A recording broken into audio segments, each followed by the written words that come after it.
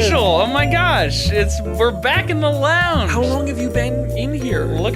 Just a couple hours. I got here early, brought a book, and What book? What have you been reading? is that a real answer? Yes. What was the question? I'm waiting for a real answer. I just started reading The Martian the other night. It was on TV, and I was By Matt Damon. By Matt Damon. The Martian by Matt Damon. Yep, it's actually a true story based on Matt Damon's real life experience of being a Martian. So I've been reading that. Yeah. Whoa, this is totally not what the podcast is about. So has it dipped into the part where he is afraid of fire because he's a Martian? Yeah, no, it is to the part though where they have to talk about how awkward it is that he's in blackface and that he has that weird helmet on and he has to fight that bunny. Marvin. Yeah, you got it. I understand. Yeah. Do you like how I just didn't follow along with your joke? I just said what it was instead. Yeah. That was really good. That was probably better for the audience who was like, what has Ben saying? So that was actually better that we just stopped that joke before it began. Marvin. Yeah, that was a Looney Tunes reference, everybody. Marvin the Martian from Looney Tunes is a classic character who first debuted. I don't know that information. They call him Wikipedia page Marshall. That's me. Ben?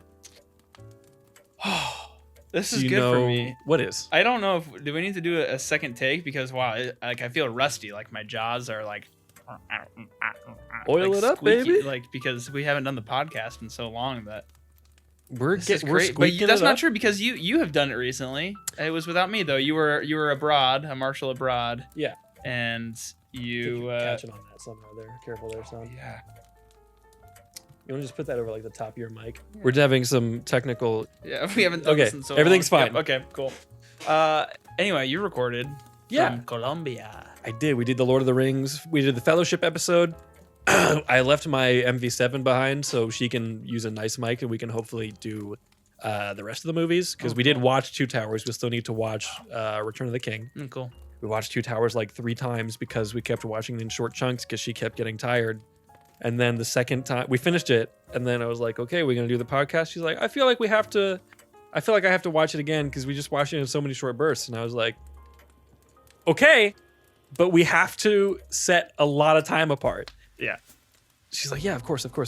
So what proceeded to happen is that we just watched it a second time in tons of short bursts, and we didn't even finish the second time. Nice. So, and then we got to like the last few days that I was gonna be there, and we were like, we're not going to spend forever watching the podcast and doing a podcast and stuff. Right. We're going to hang out and stuff. Yeah. Like, so we should stop pretending like we're actually watching The Lord of the Rings and just make out. Yes. Instead of lots of smooching.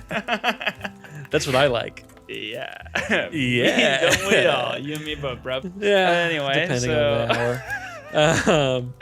But what are we doing here today in the cinema lounge with the crackling fire and dim lighting and the dim lighting. I forgot about that. Martinis. Well, Ben, we are here. It is a certain time of the year. You know what time that is? Spooky season. Spooky time. So we're watching a movie that takes place partially on Halloween. We did watch it. A long night. A long Halloween. That's a comic book.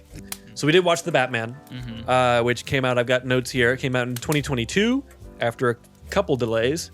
Written by Matt Reeves and Peter Craig, directed by Matt Reeves, cinematography by Greg Fraser, scores Michael Giacchino, and there's a million different people in it. VFX was done by Weta, ILM, and Scanline. There's so many things about this movie that I adore and that I love, and I'm so excited to talk about it with you, Ben. This movie is so good. It's so good. This fits into our theme of only talking about movies that we like. Yeah. Because I like this movie a lot. I also like it a lot. I think I went in with pretty medium expectations. Did you see it in the theaters? So I saw this on an airplane. Your first time was on an airplane. My first time was on an airplane. Also, I watched The Batman on an airplane. Nice. I watched this on an airplane. I can't remember if it was going to Kenya or back from Kenya. I wish I would have watched it in theaters. But it was a good airplane movie. Yeah. I think I really do. when I watch movies on airplanes, it's pretty nice. Yeah, I don't have like any other distractions. I'm just sitting there. Yeah. Obviously, the small screen and like weird audio quality is not Low quality always the screen. best. Yeah. Actually, this one was okay. This one was like full HD. That's true, because I guess you're going overseas. Yeah, and stuff. so this was like a nice one. Yeah. But anyway, I like this movie a lot. I so wish I good. would have taken the time to see it in theaters. I think I saw it in theaters twice. Whoa, really? Yeah. This is such a good. So I think it's my favorite Batman. I'm gonna say 100%. it. Yeah. 100%. When it came out, there was this massive constant debate of like, is it better than The Dark Knight? And everyone's like, I don't know, Kind of it's just a better different than- movie. Yeah, it drives me crazy that The Dark Knight, and I won't go on about this for too long, but we hold The Dark Knight up as this incredible pinnacle of cinema, and because I think that's just because like it's one of the first examples where we were able to watch a movie that was a superhero movie, and people around the superhero world and outside of it were also into it. So you could look at that and say, not just that's a superhero movie, but like, oh, that's a film. And that's cool. And it's very good. But like, I like Batman Begins better than I like The Dark Knight. And I don't know if that's just because I like that there's more of a like Bruce Wayne focus on that one. There's more Batman focus in that one than in The Dark Knight. I don't know. But I think comparing the Batman and The Dark Knight is just silly and weird and stupid. Because they're very different. What do you think, Ben, about that? Yeah, I think it's interesting, just how many different takes this character can have. And so I think I was curious about you because, listener, I don't know if you know this, but Marshall knows a thing or two about Batman. I've done so much prep for this episode. So 23 you guys years are of it. in for a treat. Yeah, because of Marshall's knowledge. But I think it's just interesting. And I was hoping to talk to you about this and ask you about this. Go ahead. Just with the different iterations of Batman interpretations on screen, as opposed to different interpretations and iteration in the comics, and why there is such a why is there so much room for different interpretations, I think is interesting to me. Yeah. And I don't know if it's where you wanted to go with this episode per se, but I mean, we can go anywhere with this. Tell me about it. We can go why do you anywhere. Why do you think there's so many? I don't know. I think that's a fascinating thing because not every superhero is like that. Because you can look at, there's alternate versions of different characters, and there's like Spider-Man, you have regular 616 Spider-Man, and then you have the Ultimate Universe, and you have the MCU, and all of these are slightly different interpretations. But Marvel has never lent itself to that nearly as much as DC has, where DC are the people who kind of created the concept of the multiverse and threw that out there, at least in the comic book world. Like with the debut of the Flash, not the debut, but one of the early issues of the Flash, because the original version of the Flash was Jay Garrick, who was just this old like classic pulp superhero character who was super fast, and he's the one with like the World War I helmet. And then eventually you get the rebooted version of that in the comics, which is Barry Allen. So then there's this iconic comic book cover that is the two of them running like to a point basically in the same direction. And it's the first time that anything like that has ever happened where you have two interpretations of a character meeting each other for the first time. And that kind of opened up the gates, and that's where like we have all these different Crisis crossovers that are all kinds of different multiverse things. So you have Crisis on Infinite Earths, Crisis, Final Crisis, Infinite Crisis. There's a million of these things. And most of them are okay. But they all kind of dip into that multiverse thing. And I don't know why, but Batman is definitely, maybe it's just because he's so popular, that he's the one that has so many different interpretations. And I mean, that also lends with being adapted so many times in different mediums, because it's never going to be the exact same thing. So you have the original comics, which were very dark, because this is another way to look at it too, is we have different eras of comic book. And I'm going to lay this groundwork real fast because this will get real boring to regular people real quick. But essentially, there are three or 4 eras of comics. There's the Golden Age, the Silver Age, the Bronze, and or the Modern Age. They're kind of the same thing, but there's kind of a separation. And the way that works is that essentially you have 1938. Superman is created. He's the first superhero of all time. And that starts the golden age of superhero comics. So you got all of these characters showing up. Marvel came so much later. Like Superman came out in 1938, Batman 1939, Wonder Woman was a little bit later than that, not much later. You don't have, I mean, Captain America was around in the 40s because he didn't even start out as a Marvel character. Right. He was like a propaganda thing.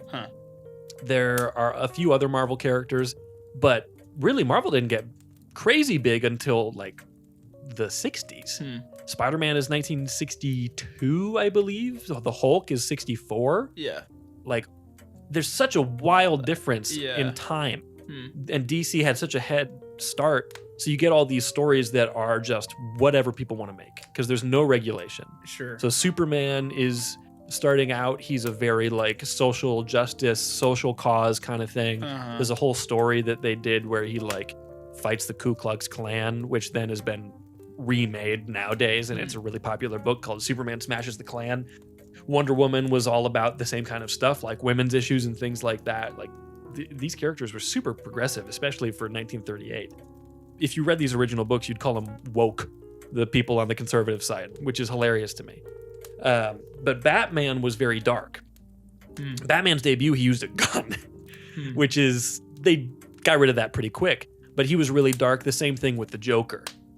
And the Joker is kind of the lens that it's easiest to look at these different eras through. So Joker started out and he was very much like this gangster character. He goes on TV, he says, I want this much money, and if it doesn't happen by this time, I'm going to kill this guy. He follows through. He's not a silly guy. He's not joking around. He just has the visage of Conrad Veidt from the Man Who Laughs. So that's why he's the Joker, because he has this terrifying clown thing. Then we have all these dark comics, and what does society do when there's a big, awful event that happens, when there's a mass shooting that happens, when something, teenage delinquency, whatever, we blame it on someone. And in this case, we blame it on comic books. So we look at comics and they said, well, these kids are reading too many comic books, these violent comic books, they're dangerous, and they're causing these kids to be delinquents, and they're behaving poorly. So before the government could get involved and McCarthyize comics, the comic book creators created their own kind of seal of approval called the Comics Code Authority, which had so many ridiculous rules that I wish I had pulled up, because they're just like, there's ones that you can kind of understand why they would do that with their reasoning, but there's other ones that are just like absolutely silly. Like, you can't show crime in a positive light. The villains can never win. Crime cannot be, I already said that, but crime can't be shown as something to be glorified or something that is desirable. And like all of these different things. So suddenly you get this very like whitewashed version of everything that had come before it.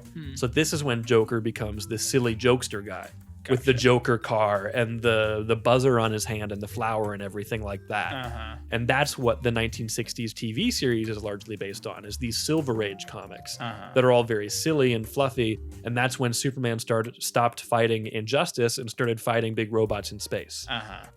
So then eventually you get to like the 80s. You get the Dark Knight Returns coming out. You get stuff like The Long Halloween eventually. And that's what kind of ushered in the modern age of comics, when people were like, screw it, we just want to tell good stories. We don't care about the Comics Code Authority, because nobody cares at this point. It's the 80s and everyone's doing whatever they want. And that's when you get the Dark Knight Returns, which is what ushered the character kind of back into his darker roots. They've been doing that since the 70s with like the Neil Adams and Jim Aparo drawn stuff, which was written by Denny O'Neil, I think, for the most part, a lot of it. But it wasn't until The Dark Knight Returns really that it was like solidified, because you get this landmark graphic novel that comes out that is definitively dark. So then within these three eras, you have very different interpretations of Batman alone.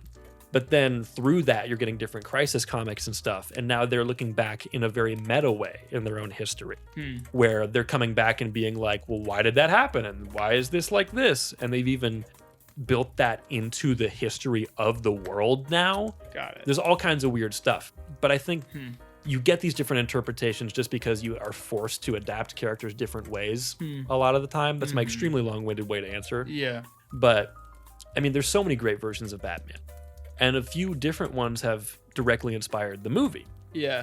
One of which would be the books that specifically inspired the movie would be Batman Ego, which is written and drawn by Darwin Cook. I believe it was his first work for DC, which is crazy because it's a like knock out of the park book. Okay.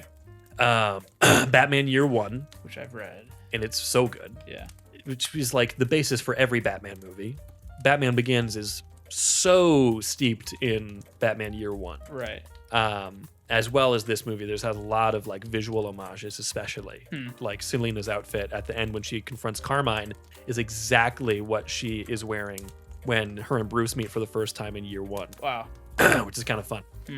And then The Long Halloween, which is probably what the movie takes the most inspiration from, where it's Bruce early in his career. He's been doing it for a while, but not a super long time, and it's the first time that he's kind of had to be more than just a bruiser brawler and had to use his brain and be a detective and figure out all of the like kind of the breadcrumb trail. Yes. And he's bad at it, which is something that this movie shares. Yeah. I love in this movie that he's just like throwing accusations all over the place and they're all wrong. Like when he first meets Selina, he's like, she stole the passport and that's why you killed him. It's like, what? That is the like the thinnest. What are you talking about? Yeah. So I don't know. I think, which also I was listening to a fun, a handful of Matt Reeves interviews, and one of the things he said was drawing a lot on. I don't think he didn't actually reference any of those comics. He might have referenced The Long Halloween. Yeah. But he was talking about some of that origin of Superman, and then Batman comes out as kind of like an antithesis in some ways of like wrestling with not like altruism, but more of like good, bad, or I guess more of the idea within Gotham of like the world is corrupt, it continues to be corrupt. How do we handle that? Is there a way to handle that? Like will it always be corrupt? Which is really what he's wrestling with at the beginning of the movie. And that's where Matt Reeves, I think he was quoting and saying, I guess a quote from him would be like that this movie wrestles with humanity, wrestles with like the human aspects of Batman, but also the for us the viewer watching this Gotham that is it's easy to make it. I think it is a timeless movie in that way that we will always be able to watch this movie and make connections to corruption in our own world, or like corruption will always exist on some level, and because of that, this movie is timeless because 20 years from now, I'm watching it and I'm making some connection to, oh, this corruption scandal just happened, or whatever. Like I'm thinking this about our government, or however. And like, can you become apathetic about that? Yeah. And even if you are doing something about it, why are you doing something about it? Yeah. And do your means justify the ends? Yeah. Because I like the line that you get at the very beginning of the movie is he's doing his big monologue and everything, which I love. Yeah. This very like comic book. I think I have written here. Opening monologue like a comic, like how you have the inner voice boxes and everything. Right. Like he talks about how he's been doing it for 2 years out on the streets and everything, and he's not sure that it's getting better. Crime is up, all these different things are up, and he's not sure he's making any kind of difference. And I think that as a starting point is really interesting then, because you get him going out there and it doesn't even look like he enjoys, he's not enjoying this. It's not even that he wants to do this, it's that he is compelled to do this. And you but kind also of figure kind of out why. addicted to it, like kind of like compelled or has to, or it's the only thing that makes him feel. And it makes him feel. Yeah. Yeah. You're right. I don't know. I think that's so interesting. Yeah. And then like we can talk about performances because I think that because that's our categories: the script score, cinematography, performances, directing, and where it applies visual effects. All of which in this are absolutely stellar. Yeah. As for performances, we've got just a fantastic cast in Yeah. Robert Pattinson as Bruce Wayne, the Batman, Paul Dano as Edward Nashton, Riddler, in the comics Edward Nygma.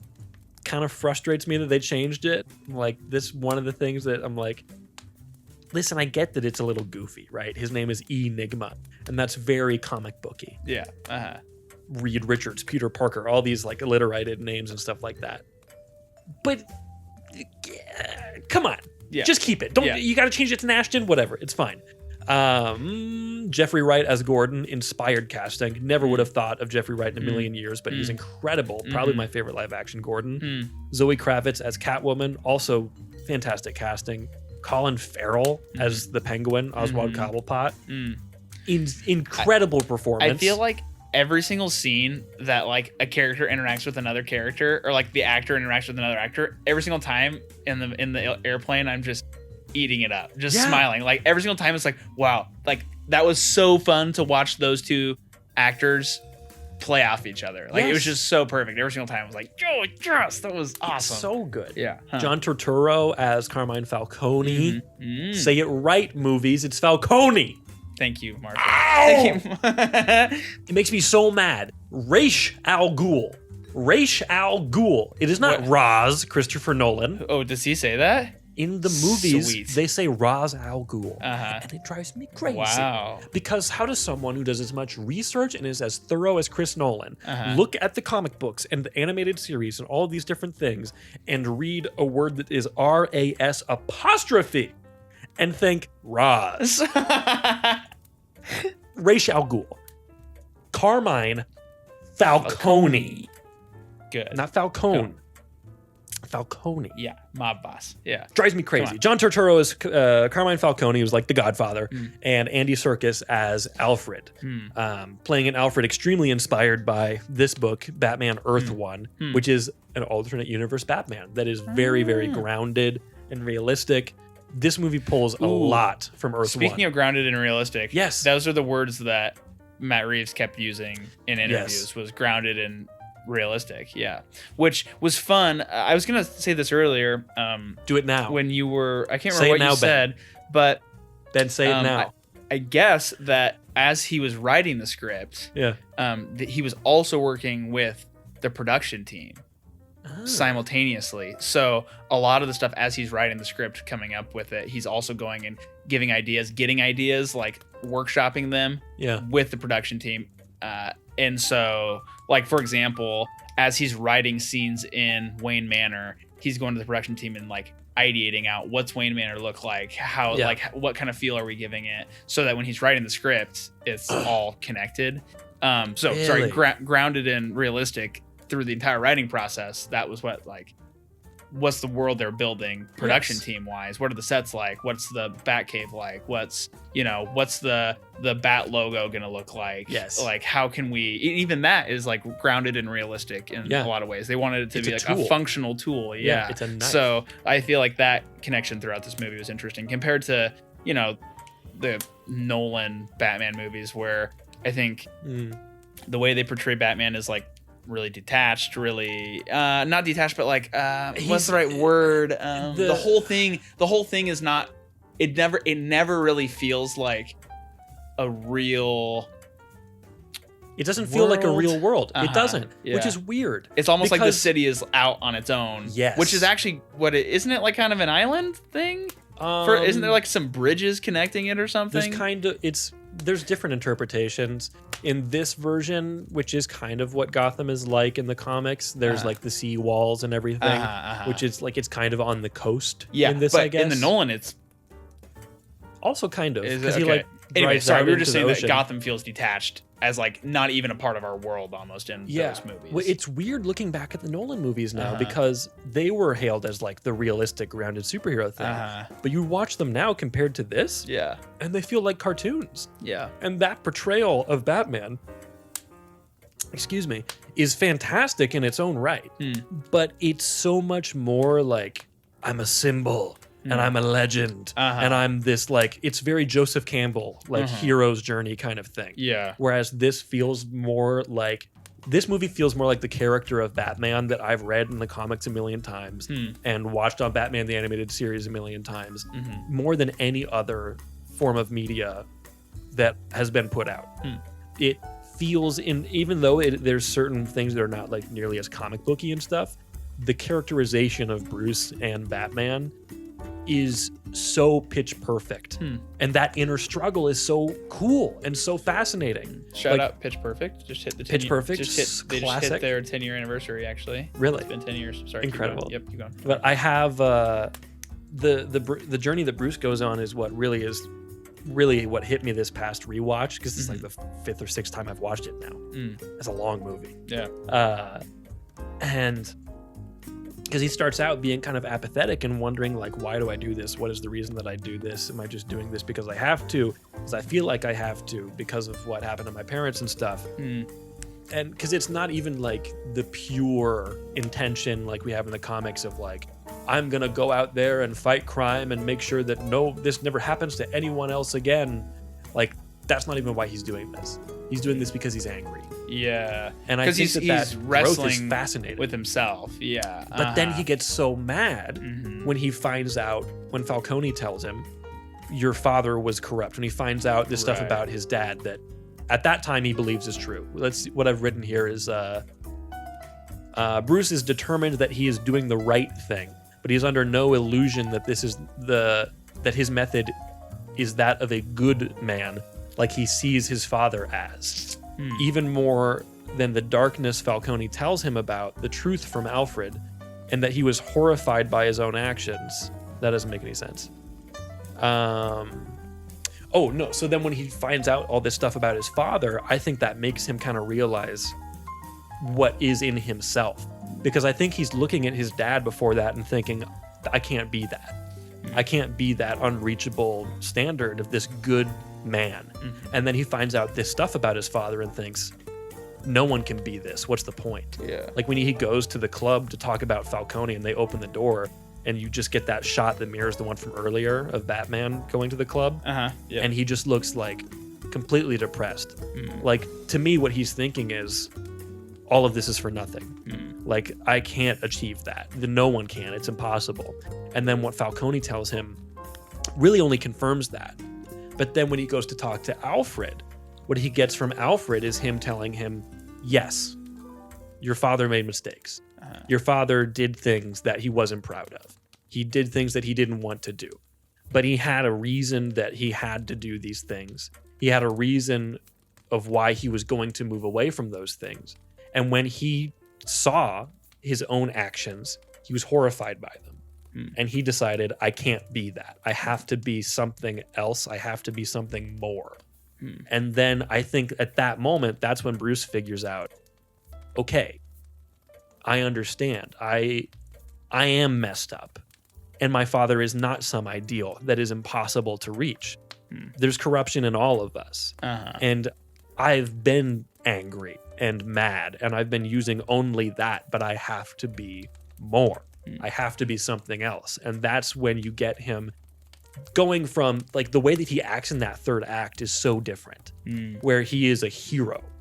He's been just an angry animal this entire movie, just trying to solve this crime because this is what he's compelled to do. Because, I mean, he's almost annoyed at it at times, it seems like. But in that final act, he's doing heroic things. He's saving people. He's diving in to stop these guys. He jumps, the ultimate moment, he jumps on that wire and cuts it. He may or may not survive that. But then you see that thing of him, like that gorgeous shot, completely lit by just the flare. Greg Fraser is incredible. Of him, like, literally a beacon of light and hope. And I love that. And you get people so mad about it because they're like, no, Batman is about vengeance. That's what he says. Superman's all about hope. It's like, I don't think you understand what's happening here, because he once again is confronted by that, because he says earlier in the movie, I am vengeance. Then that guy, the angry Redditor, says the same thing back to him. And that is the final nail in the coffin of like, I understand. I have to be something else. And that's what that final monologue is. Yeah. And I love that. It's such a deep character arc that's that you don't see in like Christian Bale's Batman, in Ben Affleck's Batman, Will Arnett's Batman, if you want to include Lego Batman. Yeah. I think that's what I'm thinking as I'm hearing you talk about that is, what other Batman or story? What other superhero movie? Yeah, it fits that. Like the depth of like Alfred, and just the journey, the character arc, like you were saying. But I think what hit me was when you were just talking about like Alfred's talking about to Bruce about his father, like he was corrupt. Like we're all, Anyway, I think the depth of this story transcends superhero movies or transcends like it's just a good movie. It's so good. Like one-off movie, fantastic. Yes. Like I think the depth of that storytelling, like the care that was put into writing this story and seeing it through is really evident. Like almost feels like a passion project, which I think it is to some level. Like I think like they wanted to take Batman in a slightly different direction, or like if at least the question was, if we're gonna do Batman again, why are we gonna do Batman again? What's the reason? What's gonna make this stand out? Because if it's just gonna be the same thing, or we're doing another origin story, then what's the point? We don't want to do it. I love that it's not an origin story. Yeah, which is super fun. Anyway, I think as a standalone movie, it's really fantastic. Yeah. And that makes me happy. I love it so much. Yeah, it's so good.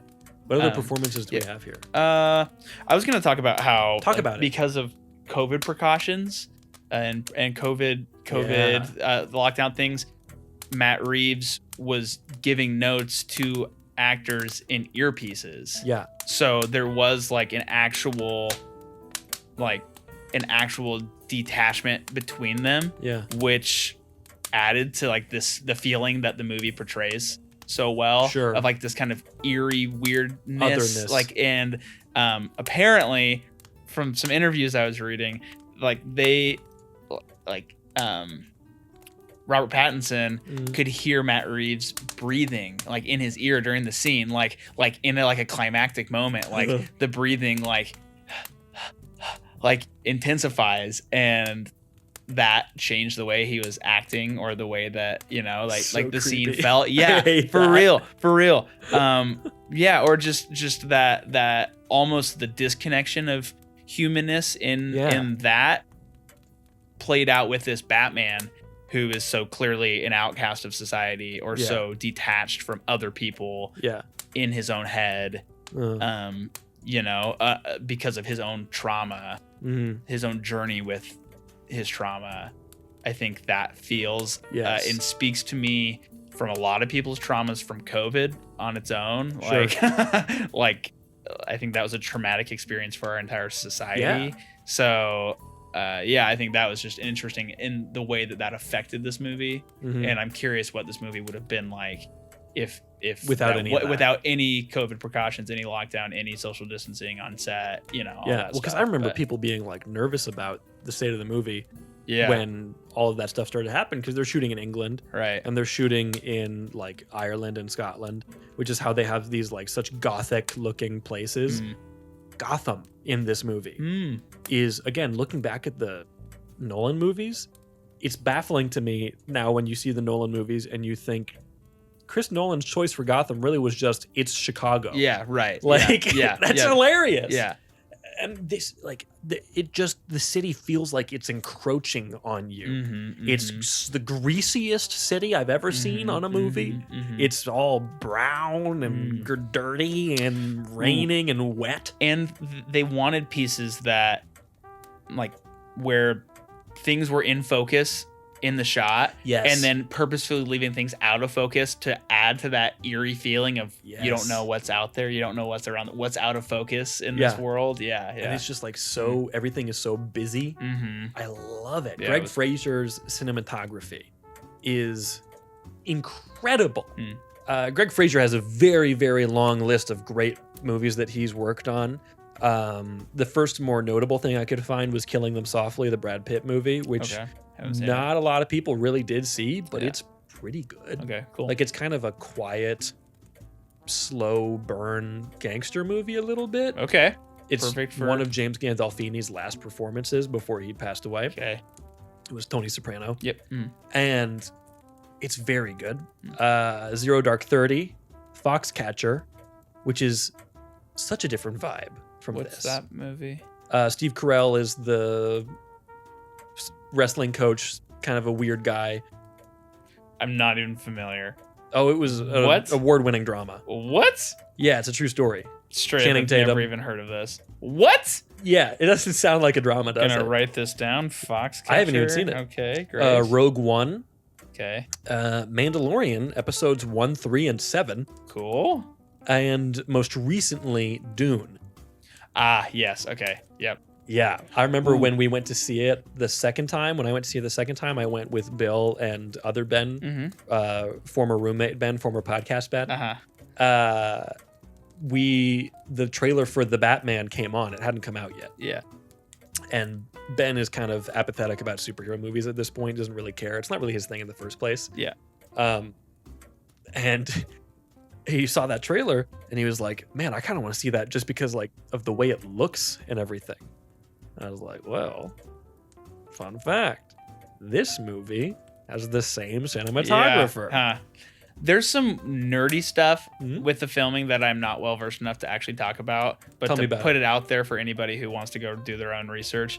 I know that within the process of digitizing Dune, they did something weird. Yes. And then they did the same thing with this movie, they took it like another step. Yes. And do you know more about this? Like the right words to use to describe it? Not exactly. Okay. I read about it. I read the whole IMDb trivia page and I saw that on there for this.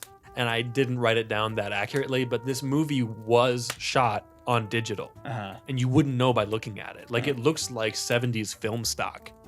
Like, that's one of the things that kept popping out about the movie to me is it just looks like one of these golden age movies of the 70s visually. And the reason for that, despite the fact that it was shot on digital, you'll see movies that like this is supposed to look like an old horror movie or stuff, or even if like you have experience in video editing and you're trying to make an old looking thing, you just put a filter on top of it. You put a filter or a different thing on top of it, make it a multiply layer. It doesn't look right. It doesn't look like the old film because it's not the old film and you can't really replicate that like artificially. So the way that they managed to make it look perfect is what they did is they somehow, and I don't have the exact details, but they essentially like scanned every like frame of the movie. They basically scanned the whole movie over a film reel. That's insane. And then scanned that reel back into the digital computer. Yeah. So after they've cut the whole thing together, they've now got this accurate, perfect film grain over the top that it just makes it look exactly like it would because it is. Absurd. And they did the same thing in Dune. I don't think it's as noticeable to me in Dune, but I don't think Dune is nearly as like stylized. So I saw something where whatever process they used for that, they took this one step further in terms of making it more the old way of doing it. Yeah. I don't know. Well, I mean, just visually, the movie is so much darker. There's so much high contrast, like an old. Like, I would be interested to watch this movie in black and white because I think it would play really well. Just because there is a very high white point and a very low black point throughout the entire movie. And just the lighting is actually very creative a lot of the time too. Like there's a lot more use of like bright colors than you would think in a Batman movie. There's lots of bright reds and bright blues kind of like on either side of Bruce, and that matte leather of his suit really reflects it in really cool ways. Yeah. Especially then when it gets wet and then it's just super shiny. The suit is awesome. Yeah. The suit's gorgeous. They did such a good work on that, and it just feels like real. Feels so like tactile. feels like a real. It like the other ones you can tell like that's pretty rubbery or that's pretty like this one feels and feels the word I'm using. I want to touch it. Yeah. I want to feel this Jabba the Hutt, the skin of Jabba. What's your favorite shot of the whole movie? Oh my gosh, Ben. Here's the right answer. We have to talk about the music too. We can't not talk about the music. Okay. There's a right answer? No, I don't know. Oh. I wish they wouldn't have used my favorite shot in the trailer. Oh. I mean, is that a hint? Can you figure it out? I don't know. Oh, just the upside down car. Well, that's incredible. I think that's super fun. That's very. I wish they wouldn't have used it in the trailer because I had already. I wish it was just in the movie. But really fun. I really love. I mean, Selena and Bruce up on where the bat signal is. Mm-hmm. That was shot on the volume. Oh, really? Yes. Oh, fun. Oh, interesting. That was, I think, the only thing in the entire movie because they just had to get that quick or something. Wow. So they just had this set built. So all of that is practical. Wow. There's no visual effects in that at all. Oh, wow. Okay. Which is crazy. That's really cool. What? Oh, man. It's such a pretty movie. I really, really, really love all of the opening investigation scene. Mm-hmm. I love him walking down like Matt Reeves talked about how he told like one of the directions that he gave Pattinson in that scene especially was to just try to act like a ghost. And he does. Yeah. Like the way that he just like floats like a ghost tank going through this scene, going from one location to another and the way he like goes over here and looks at a thing like vaguely down on the ground, and then the evidence photographer is like, oh, I don't know, maybe I should look at that. And he goes and takes a picture of it. Or like he's sitting and looking at the dead mare, and the forensics guy tries to walk around. He's like, excuse me. Yeah. And just has to like walk past him because he won't move. Like the way that he moves, and especially that shot of him walking in with Gordon from behind. I love that. Yeah. That's so good. All the colors in that scene are so like, I love as you can see from this room. Yeah. I love the oranges and the browns and that kind of color. I think that scene was the first moment in the movie where I was like, oh, this is a different Batman. Yes. This is a different movie altogether. It's a detective story. Yes. Before anything else, it is a detective noir story. Especially when him and Gordon when Gordon's like at the crime scene, and it just feels so 1930s. Right. Like the whole conversation, it was almost to the point of being silly. Yes. Of like it's an so old and yeah. It's like to the point and like it's so meta. I don't know how much it's not really aware of itself, so I guess I wouldn't call it meta. But it's so 1930s, which mystery. is so good. Yeah. Like I would compare the cinematography in this to like Raiders of the Lost Ark. Mm-hmm. Like it has that same kind of visual quality where it's almost like it's trying to replicate the look of these old serials and these old like Maltese Falcon type movies. Yeah. And I love that. And the dialogue does that so well. These gumshoe type, like the way that Gordon talks to him. Yeah. Is so good. Oh man! Anyway. Just like, come on, man. Yeah, like we gotta get out of here. You listen here, Bucko. Yeah, like exactly. Yeah. It's so good. That kind of stuff, huh? Oh gosh, I had one thing to say. Oh, and it's escaping me, son of a gun. You can't escape that, man. The music. There we go. Yes. Good segue. Tell me about the music. Oh, it's so good. Oh, it's so good. You might have to talk more about this because if I'm being honest, on the airplane, I was Couldn't hear it. I actually had my Sony XM, whatever the frick number that is. So I actually so nice. I had those. The latest ones look sweet. I need to. They're not good for travel though. They don't fold up. Oh really? Just like freaking. Oh, so they. That was the one thing. The one thing holding me back. Noise canceling headphones. The one thing holding me back from selling my Sonys and buying AirPod Maxes is that the foldability is so nice. Even then, if you had to choose between the XM5s and the AirPod Max, I'm choosing the AirPod Max. They're on a higher price tier. This is a rabbit trail. Gotcha. They're on a higher price tier, and there's a reason for that. Yeah, is that they are genuinely like incredible and better. Also, I think the heftiness feels really good. The plastic on the Sony feels a little light, and they kind of actually hurt my ears a little bit. I don't like wearing them for long amounts of time. I think that's just a noise canceling thing, maybe.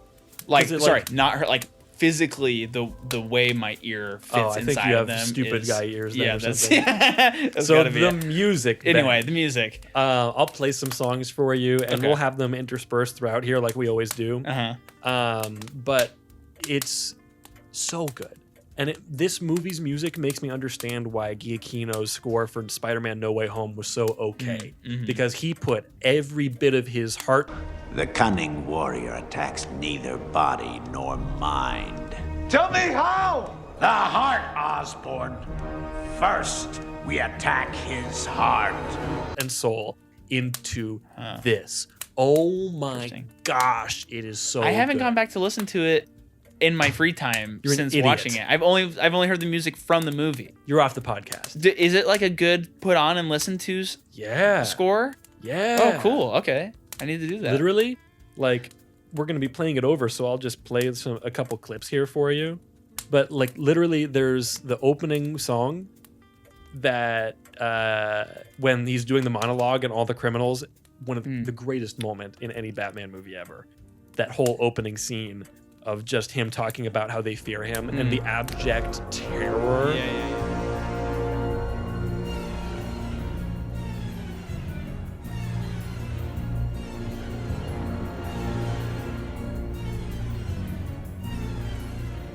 It feels like a soundtrack to a Scary Movie. It does. To which I know is something they were kind of going for as well. Was that this should be a horror film? Yes, the idea behind the Batman theme in particular. There's two parts of it, and that's the bum bum bum bum.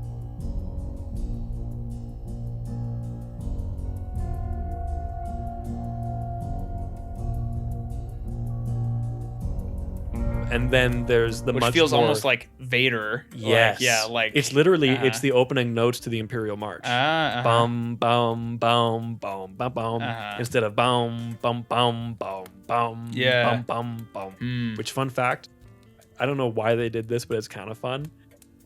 Every time, if you listen to his steps, when he walks to that. It's step, step, step, step. Like the tone changes. Really? It'll be the same like pitch of step 1, 2, 3, and then lower every single time. Whoa! Yeah, when you hear him come out of the shadows the first time, when you hear him come out in the church, all of that. Wow. So then there's that part of the theme, and then there's the other part which is much more like orchestral and hopeful and big and cool.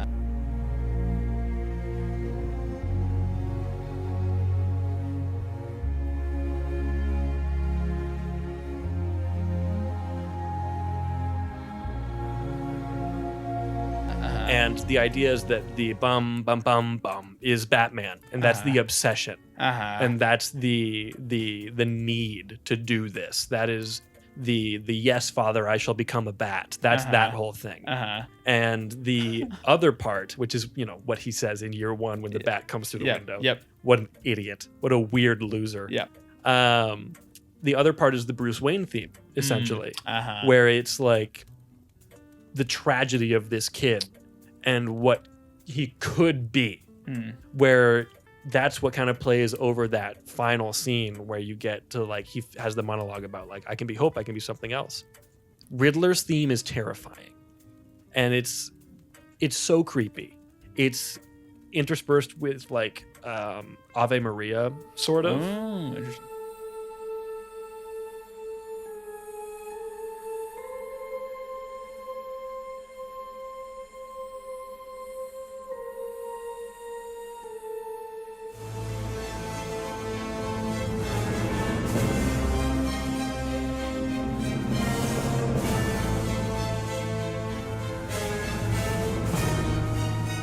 I love that it swells up into that kind of classical feeling because the Riddler is traditionally a character, like he has these grand machinations and all this stuff. And this is a version of the character that is like very emotionally stunted. And he's never like, he's got obvious like mental issues and he didn't develop emotionally the way that other kids have necessarily, and he is confused about why someone would take interest in him, or why, like, I don't know. It's like there's a point in the book where he's an orphan, he's like 17, and he has to sign out to go wherever he's going. So he writes down job, and the lady at the desk asks him, "Oh, where are you going?"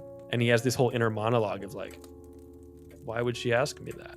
Like, she can just look at the paper. Yeah. Like, because she's like, she's trying to invest in him. Yeah, he's never experienced someone being interested in him before, and he doesn't know how to process that. And it's this interesting thing where, like, throughout this book, you get him resenting Bruce's wealth, and Bruce also resenting his own wealth, because all of these people look on him differently, and they look down on him in some weird way. And the music, I feel like it just reflects their characters so well. Yeah.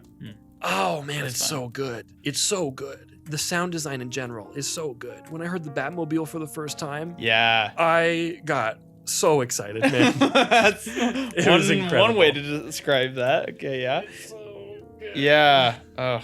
Yeah, see, it felt like there was just a lot of things in this movie that, I think you said this earlier,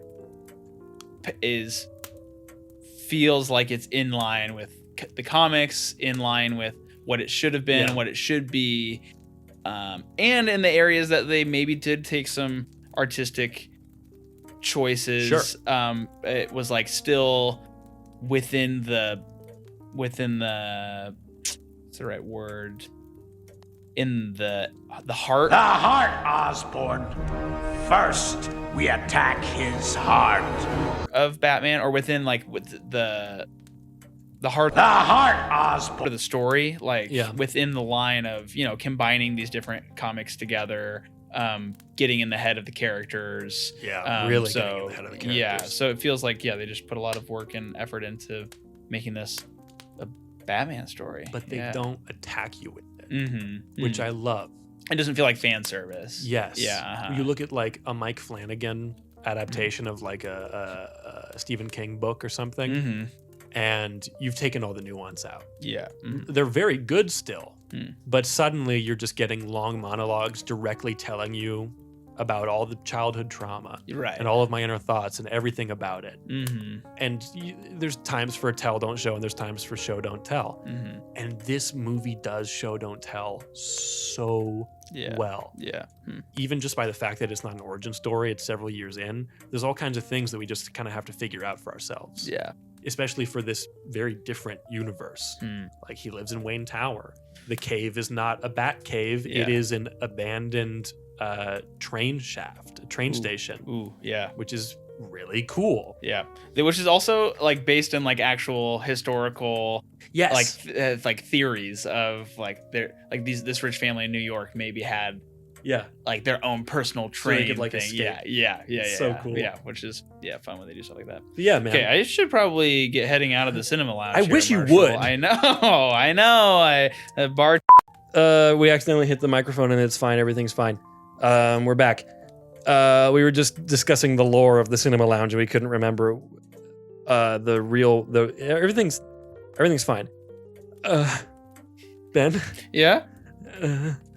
Hey. This is a really good movie. I like it. I think it's great. How do we rate this thing? How do we finish this? Oh, you're right. We didn't even do the intro. Hey everyone, welcome to Ben and Marshall Do Podcast. That's not what it's called anymore. Dang it. Hey everyone, welcome to Cinema Lounge. It's the official podcast of The Great Scub Do, the YouTube channel that we never touch. Wow. And I'm gonna go start live streaming soon, is a thing that I usually say. True. Okay. I love this movie. I think it's very good. I think it's my favorite Batman movie, at least live action Batman movie. The long Halloween animated adaptations are also very good if you haven't watched them. Ben? Yeah? The Batman. Yes. Yes or no? Yes. Yes. Yes. Yes. Yes. It's a strong yes for me, dog. So strong. Yeah. So strong. I'd recommend this handsome. to any friend or family that I would too. If I had those. I'm watching it again with my parents tomorrow night. That's crazy. Because they haven't seen it yet. Oh, okay. Yeah. Well, that's great. I hope they enjoy they'll be able it. to listen to the episode. Yeah, I bet they'll like it. They'll like it. They better not. Yeah, seriously, or else there'll be words with like them. duty head. Yeah, got them. Yeah. Well, Anyway, everyone, so thanks for listening to the episode. Who knows what we're doing next? I don't know. I don't know. We could no. We'll talk about it. Okay. I kind of really want to watch Master and Commander Far Side of the World. Have you seen that? Nope. We should talk about Master and Commander Far Side of the World. Okay. It's a Russell Crowe movie. It has Gladiator vibes. Sweet. Yes. Sold. It's so good.